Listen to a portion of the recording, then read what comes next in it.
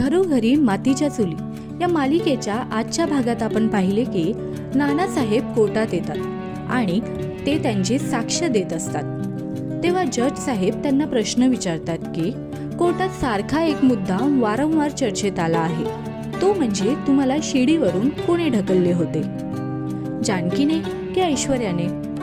तेव्हा नानासाहेब थोडा वेळ विचार करतात आणि बोलतात की मला जानकी आणि ऐश्वर्या या दोघांपैकी कोणीही ढकलले नव्हते।